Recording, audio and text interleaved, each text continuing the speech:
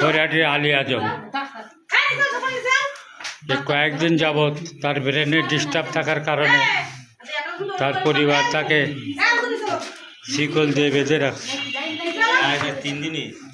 আজ 3 দিন। এই কি অবস্থা এরকম হলো কেন? টাকা পয়সা নেই, টাকা পয়সা নেই, সংসারের মধ্যে একটু অভাবে হ্যাঁ, সংসারে আরেকটা বোন পাগল। সে কি এরকম বান্ধা থাকে?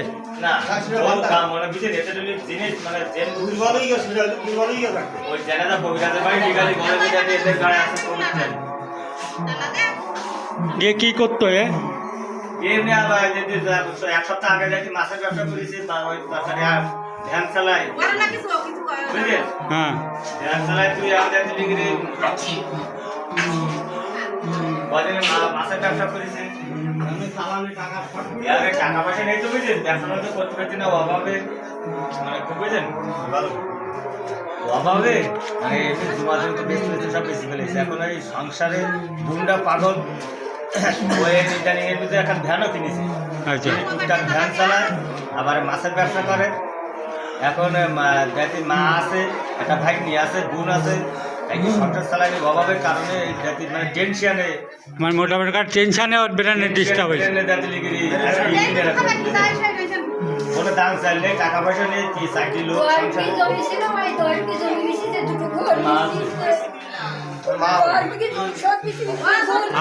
আপনার কি হয় ছেলে?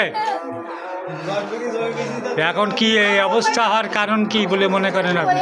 টাকা পয়সা দিলে টেনশন করে, ব্যবসা ট্যাবসা করতে টাকা নেই, জমি জমা ছিল বিক্রি করে ফেলছে।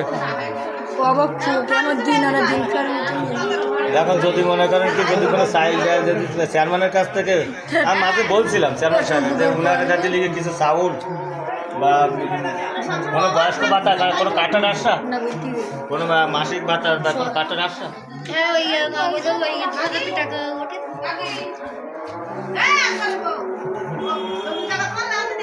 না, ওর কিচ্ছু নেই, এখন আর কোনো কিছু নেই বুঝলেন।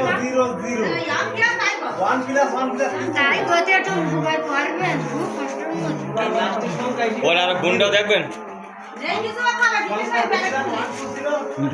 এর একটা বোন আছে, সেও এরকম পাগলি, সেও খুব অসুবিধা। আমি পত্র ইউনিয়নের চেয়ারম্যান সহ সচেতন ব্যক্তি যারা আছেন তাদের আমি দৃষ্টি আকর্ষণ করছি এই অসহায় পরিবারকে কিছু সাহায্য সহানুভূতি করার জন্য। আপনারা এগিয়ে আসুন এবং এই অসহায় পরিবারকে আপনারা সাহায্য করুন। দুর্গাপুর প্রতিদিন ইউটিউব চ্যানেল পেজ একটি প্রচার মাধ্যম, আপনারা আমাদের সাথেই থাকুন। ধন্যবাদ।